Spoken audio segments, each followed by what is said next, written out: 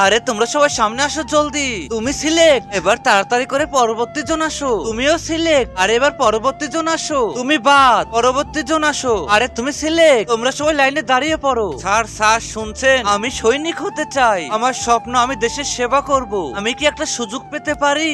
আরে আবর্জনা কুড়ানো মেয়ে আবার আর্মি হবে?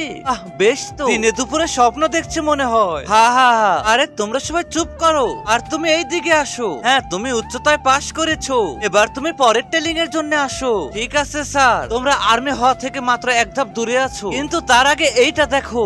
আরে বা, এইটা আবার কেমন টেলিং? পাথরগুলো মনে হয় অনেক গরম, যে এই জ্বলন্ত পাথরের উপর 1 মিনিট দাঁড়িয়ে থাকতে পারবে, সেই আর্মিতে জয়েন করতে পারবে। আরে মিনা, তুমি প্রথমে আসো। জি স্যার, এখনই আসতেছি। না স্যার, এটা পারবো না, এটা অনেক গরম, আমার পা পুড়ে যাবে, এটা আমার দ্বারা সম্ভব না। ও আচ্ছা, বুঝতে পেরেছি, পরবর্তী জন আসো। জি স্যার, আমি এখনই আসতেছি। স্যার, এই পাথরের উপর 1 মিনিট তো দূরের কথা, 1 সেকেন্ডও দাঁড়িয়ে থাকা সম্ভব নয়। ঠিক আছে, পরবর্তী জন আসো। জি স্যার, আসতেছি। স্যার, এটা তো বেশি গরম, এটা আমি পারবো না। হ্যাঁ, বুঝতে পেরেছি, এবার পরের জন আসো। জি স্যার, আমি এখনই আসতেছি। আর একটা কাজ করি, হেডফোন গুলো আমি কানে লাগিয়ে দিই। তুমি কি ফ্রি ফায়ার কে ভালোবাসো নাকি তোমার বাবা মাকে ভালোবাসো? যদি বাবা মাকে ভালোবাসো তাহলে চ্যানেলটি লাইক কমেন্ট সাবস্ক্রাইব করো, আর লাইক কমেন্ট সাবস্ক্রাইব না করলে বুঝবো তুমি বাবা মাকে ভালোবাসো না। আর 1 কি 2 কমেন্ট করে জানাও। স্যার স্যার, 1 মিনিট পূর্ণ হয়ে গেছে।